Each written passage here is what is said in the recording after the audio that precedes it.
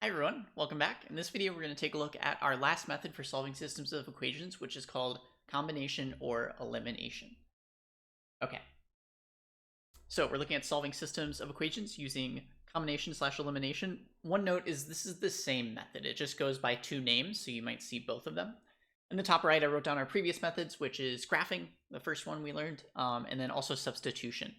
So sometimes we'll experience or we'll see equations that are difficult to solve by graphing and also difficult to solve using substitution. So this third method can come in handy with certain situations, and it can make it faster for solving systems of equations.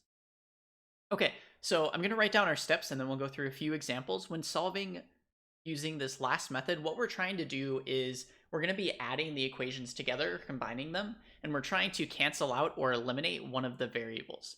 So to start off, we're going to look at both equations.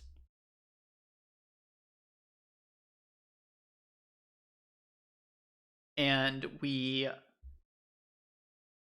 want opposite coefficients for the same variable.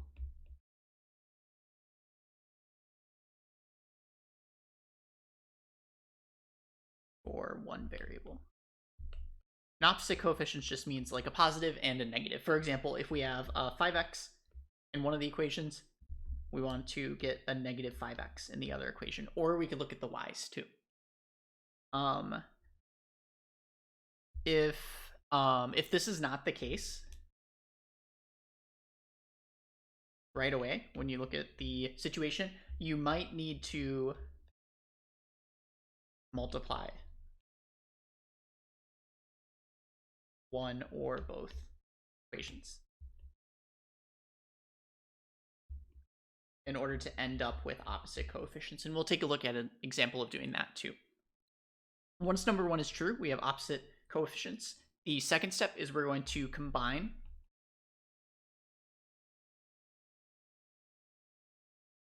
both equations by adding them.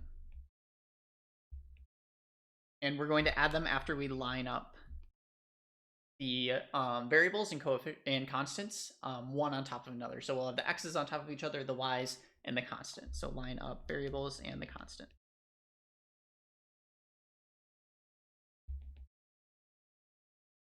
Okay, and then once we combine them, what happens is we end up eliminating. So by doing step 2, what ends up happening is we end up eliminating one variable. And then we solve for the other variable, whatever's remaining in the equation. Kind of like with substitution, we have one variable left at some point. And then finally, we plug in the variable that we found in step 3.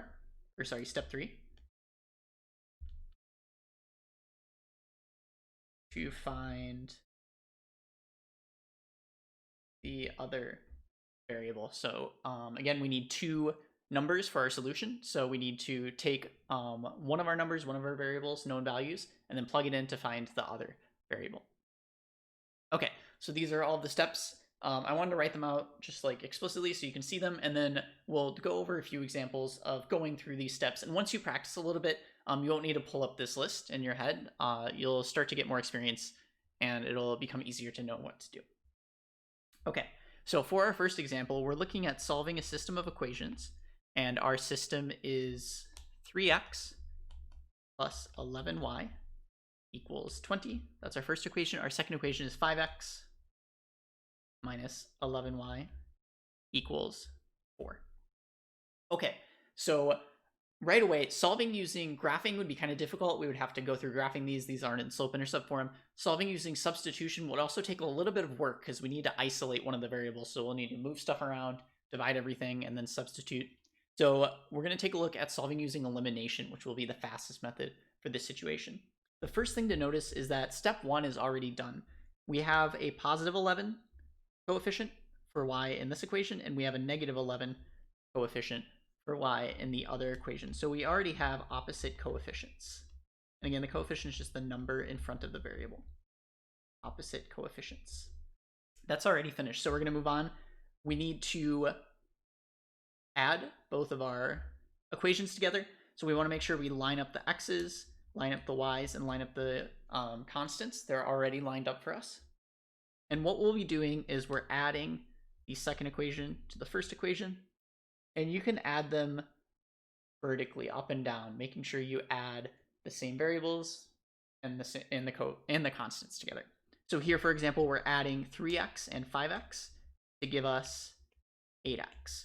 Another way to write this out is you could just write everything out like 3x plus 5x, and that gives us 8x. We're adding 11y and negative 11y, which gives us 0 y's. And then on the right, we have 20 plus 4, which gives us 24. So notice with the y's, because we had opposite coefficients, y has been eliminated. So in this step, we combined both equations. That's the name combination.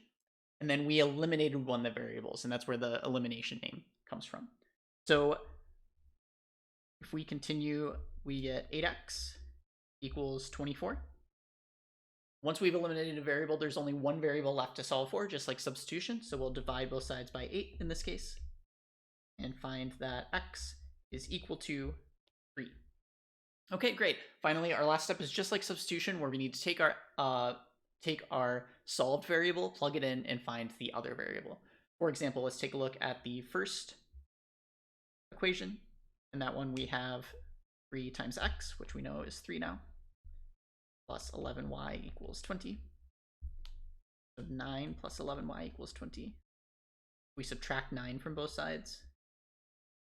We end up with 11y equals 11. And finally, dividing by 11 tells us that y is equal to 1.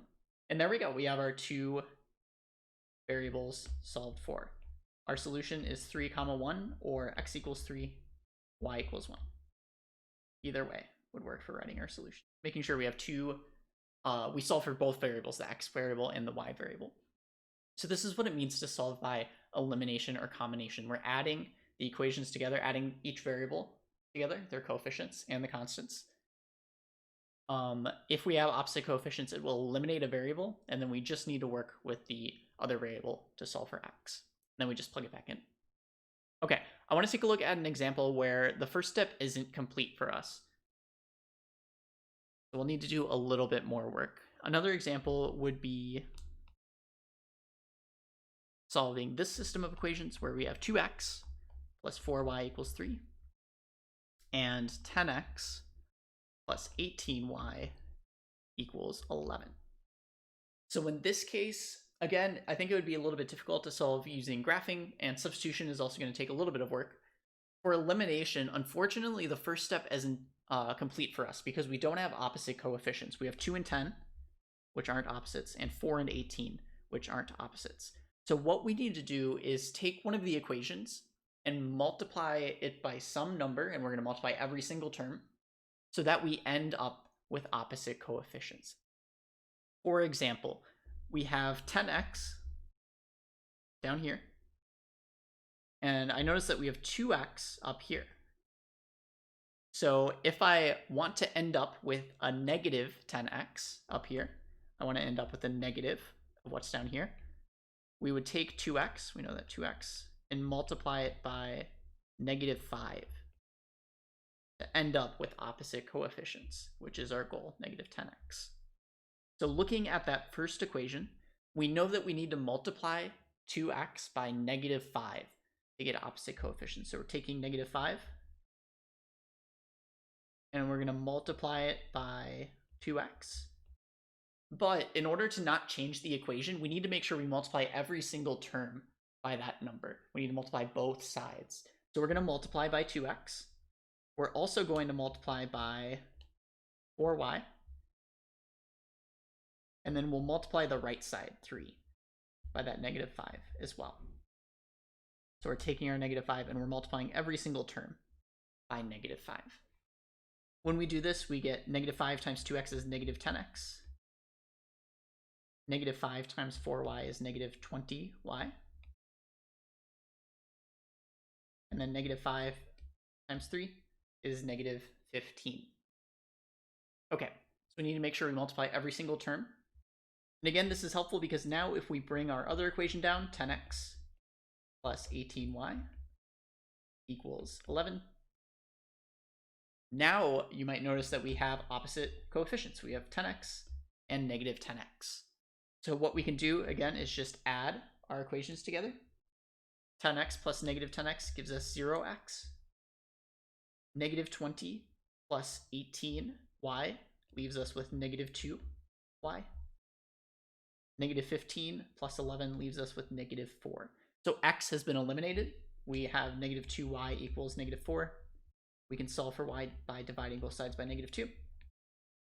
And then we end up with y is equal to 2. Finally, our last step is to use what we found for y to solve for x.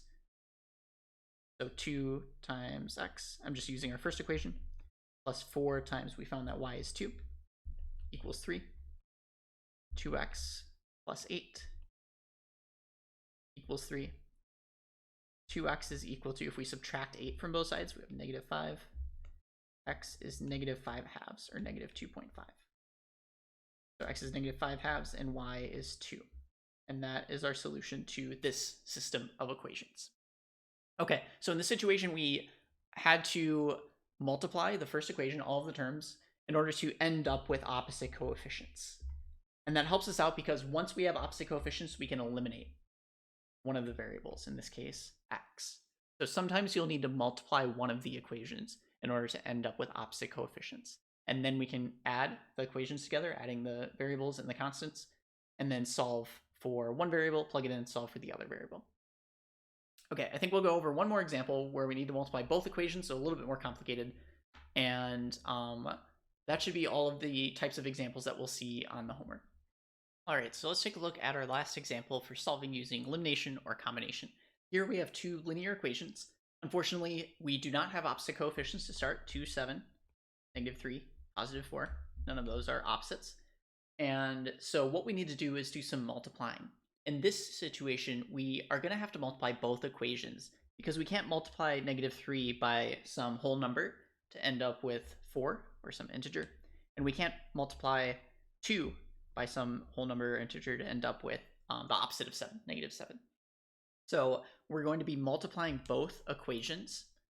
And what we can do is consider both numbers, 2 and 7, for x's. Consider both numbers for y, negative 3, 4. And we're trying to find the least common multiple that we can multiply. In other words, what number do both of these numbers multiply into? For 2 and 7, the least common multiple is going to be 14. That's the lowest number where both of them multiply, into, or both of them are factors of. For y, the least common multiple here is going to be 12, or negative 12. So this is one way to decide which variable you want to focus on multiplying. Which variable do we want to get opposites for? Sometimes you'll have numbers that have a lower least common multiple and are a little bit easier to work with. So let's take a look at the y variables.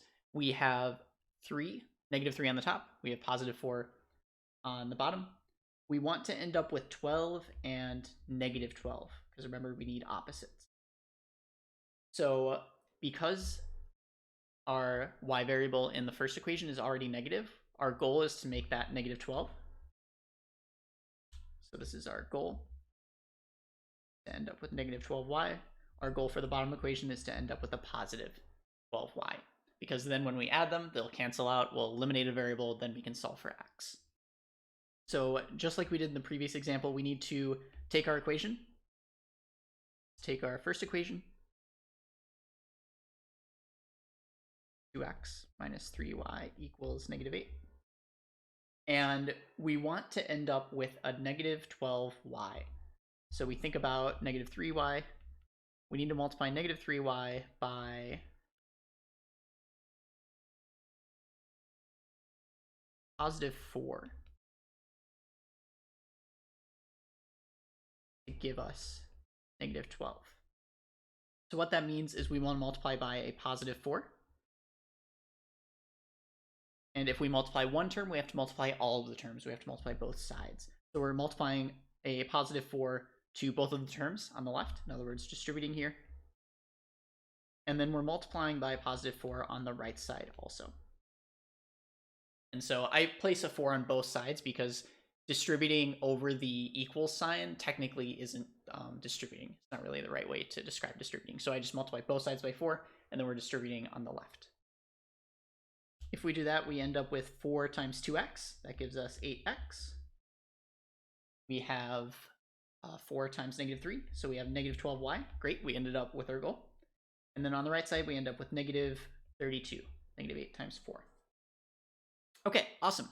So we have our first equation. We went through and multiplied to end up with our goal, -12y. Now let's take a look at our second equation. We're going to bring it down here. This equation, we have 7x plus 4y equals 30. So here we have a 4y, and we want to end up with +12. So we multiply by 3 to end up with +12. So we're going to take our 3, multiply both sides by 3. And then on the left side, because we have more than one term, we're distributing, multiplying both terms. So now if we take our equation, we end up with 7 times 3, that's 21x, plus 3 times 4 is 12y. So we ended up with our goal here. And then on the right side, we end up with 90. Okay, great. So we had to multiply both equations to end up with to end up with opposite coefficients for one of the variable. In this case, one of the variables, which in this case is y. Okay, so now we can go ahead and combine our equations. We're adding our equations together. 8x plus 21x gives us 29x. -12y plus 12y gives us 0y. Y is eliminated, and we intentionally did that. And then finally, -32 plus 90 gives us 58. Yeah. Okay, so 29x equals 58. But there we go. And if we divide both sides by 29, we can solve for x. X in this case is equal to 2. Okay, awesome. So we found what x is equal to. Our last step is to go ahead and plug x into one of our equations to find y. Let's take a look. It doesn't matter which one. Let's take a look at the first equation. We have 2 times x, which we found is 2, minus 3y is equal to -8. 4 minus 3y equals -8. I'm going to subtract 4 from both sides. So we end up with -3y equal to -12. And finally, if we divide both sides by -3, we find that y is equal to +4. Okay, great. So we found y, we found x, and that's it. That's our solution to this system of equations that we have at the top here. So our solution, our final solution is x equals 2, y equals 4. So this was an example of multiplying both equations to end up with opposite coefficients for one of the variables, then combining those equations to eliminate one of the variables, solving for the remaining variable, and finally plugging that in, finding the other variable. Okay, so that is how we can use elimination or combination, our last method for solving systems of equations, to solve systems. And as you can see, it's faster than other methods depending on the equations that you're given.